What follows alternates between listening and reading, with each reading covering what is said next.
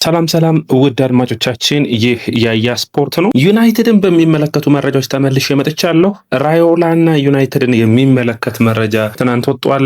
ዩናይትድ ራዮላን በአዲስ አሰልጣኝ ዝርዝራቸው ውስጥ የሚሆን አይመስልም፣ ከዝርዝሩ ውጭ ተደርጓል። ኦሊቨር ግላስነር እንግዲህ ዩናይትዶችም የዚህን አሰልጣኝ ላይ ፍላጎት ነበራቸው። ኦሊቨር ግላስነር ላይም የነበራቸውን ፍላጎት አቁመዋል። ከማርኮ ሲልቫ ላይም ያላቸውን ንግግር ይህ ነው የሚባል ሂደቶችን መሄድ አልቻለም። ጃቢ አሎንሶ ላይ ያላቸው እምነትም የማይክል ካሪክን ያክል አይደለም። ስለዚህ በመጨረሻ የዩናይትድ ውሳኔ ማይክል ካሪክን ለቀጣዮቹ ዓመታት የማቆየት ይመስላል። 90% በሚባል ደረጃው ደርማቻችን ማይክል ካሪክ የዩናይትድ ቀጣዩ አሰልጣኝ እንደሚሆን፣ በተለይ ሚዲያዎችን የተቋቋመበት መንገድ፣ ክለቡ ከአስቸጋሪ ፈተናዎች ያወጣበት መንገድ በጣም አስደንቋቸዋል። ታዲያ ዩናይትድ በማይክል ካሪክ ስር ከቀጠለ የዩናይትድ የክረምቱ እቅዶችም ተብሎ ይወጡ አሉ። ያንን በሚመለከት በተለይ በዛሬው ፕሮግራማችን ስለ ዩናይትድ የአማካይ መስመር ነው የምናወራው። ካሪክ የዩናይትድ አሰልጣኝ ሆኖ የመቀጠል እድሉ ሰፊ ሆኗል። ታዲያ ለካሪክ አጨዋወት የሚመቹ የዩናይትድ ምልመላዎችን የምናይ ይሆናል። አድማጮቻችን እዚህ ጋር አብረው የሚነሱ ነጥቦች አሉ። ሉዊስ ኤንሪኬ አይነት አሰልጣኞችን ቢያገኙ ዩናይትዶች የመቅጠር ፍላጎት አላቸው፣ ግን በፒኤስጂን የሚለቅ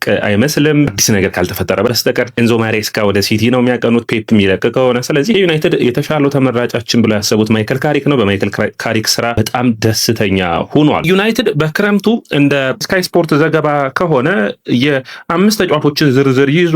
3 አማካኞች ናቸው ደድማቻቸው። ያው ማኑኤል ኡጋርቴ፣ ካዝሜሮ የመልቀቅ ዕድላቸው ሰፊ እንደሆነ ይታወቃል እና የግራ መስመር ተከላካይ፣ ሁለተኛ አጥቂ ዘርክዚን የሚተካ አጥቂም ይፈልጋሉ። ይህ እንደ ዝርዝር የያዙት ነው። ታዲያ በዚህኛው ፕሮግራማችን የምናተኩረው የዩናይትድ 3ቱ አማካኞች በዝውውር መስኮቱ በክረምት ሊያስፈርማቸው የሚችላቸው እነማን ናቸው ብለን እናየዋለን። ለዩናይትድ ትልቁ ዜና የሚሆነው የኦራል ቹዋሜኒና የፍሬድሪክ ቫልቬርዴ መጣላት ነው። ደድማቻችን የሁለቱ ጠብ ለዩናይትድ የተለየ ነገርን ይዞ ይመጣል ይላል። ዩናይትድ እንግዲህ በዝርዝራቸው ደድማቻችን አሁን እኔ ለመሰብሰብ በሞከርኩት ከ10 በላይ ናቸው። ነገር ግን እነዚህ 10ሩን እያንዳንዳቸውን የምናይ ይሆናል። የመጀመሪያው የሚሆነው የቹዋሜኒ አይነት ዝውውር ነው። እንግዲህ ቹዋሜኒና ቫልቬርዴ መጣላታቸውን ተከትሎ ከቹዋሜኒና ከቫልቬርዴ ማን ይለቃል የሚለው እንግዲህ አከራካሪ ነው ደድማቻችን። ነገር ግን መርሳት የሌለብን ቹዋሜኒ ተመራጩ ስብስቡን ሊለቅ የመቻል እድሉ ሰፊ ነው። ቫልቬርዴ እንግዲህ በባህሪው በተለያዩ ሁኔታዎች ዩናይትዶች ቫልቬርዴ ለፕሪሚየር ሊጉም የተሰራ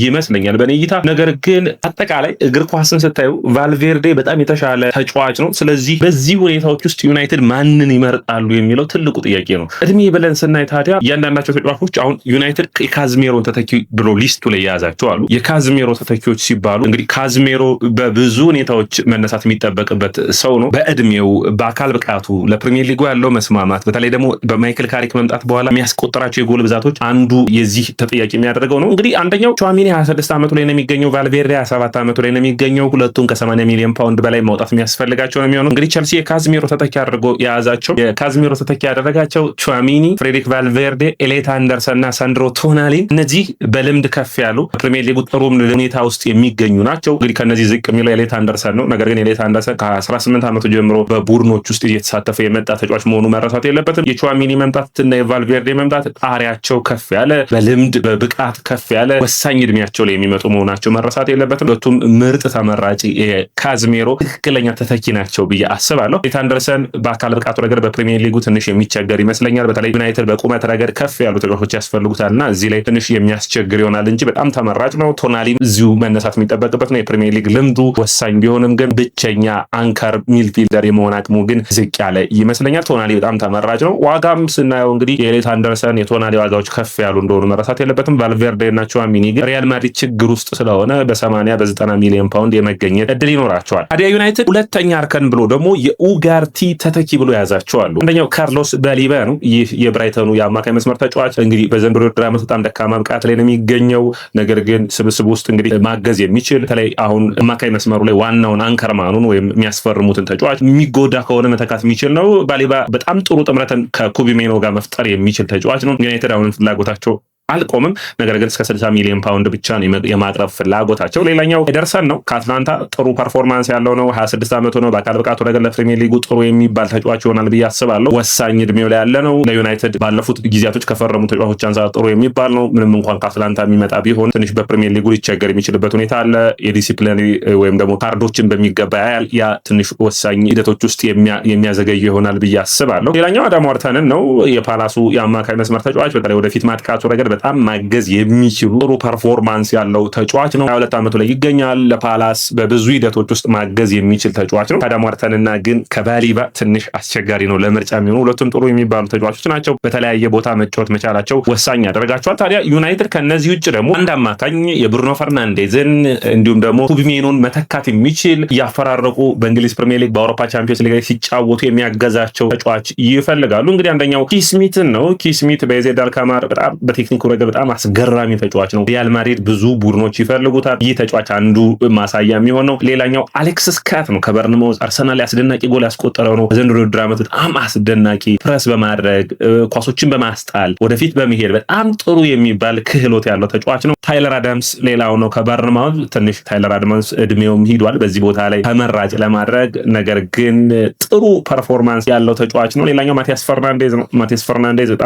በጣም አስገራሚ ተጫዋች ነው። እንግዲህ የዌስትሃም የሚወርድ ከሆነ ዩናይትዶች ከዚህ በኩል የማቲያስ ፈርናንዴዝን ዝውውር የሚያገኙ ይሆናል ተብሎ የሚጠበቅ ይሆናል። እንግዲህ እኔ ከሶስቱ ማለት ዩናይትድ ከሚፈልጋቸው የሶስት የአማካኝ ዝርዝሮች አንደኛው የካዝሚሮ ተተኪ በኔ እይታ ተመራጩ ተጫዋች ብዬ የማስበው ከእድሜውም ከሌሎች ሁኔታዎችም አንጻር ኤሌት አንደርሰንን ማግኘት የሚችሉ ከሆነ በጣም ወሳኝ ነው የሚሆነው። ነገር ግን ቹዋሚኒ እና ቫልቬርዴ ዝውውር መስኮት ላይ መገኘት እድላቸው ጠባብ ነው ብዬ ስለማስብ እንጂ ቹዋሚኒ የሚገኝ ከሆነ ደግሞ ሌላ ሌቭል ነው። አድማጮቻችን በቀጥታ መጥቶ በፕሪሚየር ሊጉ የአካል ብቃቱ መፋለም የሚችል ጥርት ያለ የዩናይትድ ተጫዋች መሆን የሚችል ነው። ይህን ቹዋሚኒ የማይገኝ ከሆነ ግን ምንም ማድረግ አይቻልም። ኤሌት አንደርሰን የተሻለው ተጫዋች ነው ብዬ አስባለሁ። ግል ጉዳይ ከኤሌት አንደርሰን ጋር መስማማትን ደርሰዋል የሚሉ መረጃዎችም እንደወጡ የሚታወስ ነው። ሁለተኛው ግን ተመራጭ የሚሆነው ያ ማለት የኡጋርቴ ተተኪ ሆኖ ዩናይትድን ቢያስፈርመው ብዬ የማስበው ኢንተንሲቲው በተለያዩ ሁኔታዎች ውስጥ ገና 21 ዓመት መሆኑን ተከትሎ በኔ እይታ ባሊባን ቢያስፈርሙ በጣም ተመራጭ ነው ብዬ አስባለሁ። ዩናይትድ የአማካይ መስመር ኢነርጂ መስጠት የሚችሉ ናቸው። ዩናይትድ በተለይ በክረምት የዝውውር እንደ ኩቢሜኖ አይነት በጨዋታዎችን በተረጋጋ ቴምፖ ማፍጠን ማዘግየት የሚችል ተጫዋች ስላለው እንደ ባሊባ አይነት የሚፋለም ቦል ፕሮግሬሽን ላይ በጣም አሪፍ የሆነ ተጫዋች ግራግር ያለው ተጫዋች ማስፈረም አለበት በአማካይ መስመሩን ብዬ ስለማስብ ነው። ሶስተኛው ሊሆን የሚችለው የተሻለው ተጫዋች ብዬ ማስበው ማቲያስ ፈርናንዴዝን ማስፈረም ነው። እነዚህ ሶስቱን የሚያገኙ ከሆነ በተለይ ማቲያስ ፈርናንዴዝን በ40 ሚሊዮን ፓውንድ እንደ ባሊባን 60 ሚሊዮን ፓውንድ 100 ሚሊዮን ፓውንድ ማለት ነው። ኤሌት አንደርሰንን ወይም ቹዋሚኒ 100 ሚሊዮን ባወጡ በ200 ሚሊዮን የአማካይ መስመሩን ማደስ የሚቻል ከሆነ ብሩኖ ፈርናንዴዝ ጋር ከኩቢሜኖ ጋር በጣም ምርጥ የአማካይ መስመር ኢነርጂው መፈራረቅ የሚችል የተለያየ ቦታ ላይ በተለያየ ሰዓት መጫወት የሚችሉ ስብስቡን መገንባት የሚችል ነው። የሉዊስ ኤንሪኬውን ደግሞ በተለይ ብዙን ጊዜ አይታችሁት ከሆነ የሉዊስ ኤንሪኬ አማካይ መስመር ጃኦ ኔቬሽ እንዲሁም ደግሞ ቪቲኒያ እና በግራ በኩል ደግሞ አንዳንዴ ሁለት አይነት ሶስት አይነት አሰላለፎች ሂደቶችን ይጠቀማል። ነገር ግን ፋቢያን ሩይዝ ብዙን ጊዜ የሚጠቀመው ነው። የሶስቱ የመፈራረቅና የመቀየር ባህሪ ይታያል። ስለዚህ አሁን ለምሳሌ ኤሌት አንደርሰን፣ ብሩኖ ፈርናንዴዝ እና እንዲሁም ደግሞ እዚሁ ያጫወት ሂደት ውስጥ ተመራጭ የሚሆነው ኩቢሜኖን ብታያቸው ሶስቱ ቢሰለፈውን በጣም መፈራረቅ የሚችል ኤሌት አንደርሰን እንዲሁም ደግሞ ቪቲኒያ ሚና ኩቢሜኖ ይዝና 6-8-10 ሆኖ ሶስቱም መጫወት የሚችሉ በጣም የተሻለ አማካይ መስመርን በዩናይትድ ቤት ልናይ እንችላለን ብዬ አስባለሁ። አድማጮቻችን እናንተ የትኛውን የአማካይ መስመር ጥምረትን ታስባላችሁ? የእናንተን አስተያየትና ኮሜንት የምጠብቅ ነው የሚሆነው። ይህ ያያ ስፖርት ነው። ያያ ስፖርትን ላይክ፣ ሼር፣ ኮሜንት፣ ሰብስክራይብ ማድረጋችሁን አትርሱ።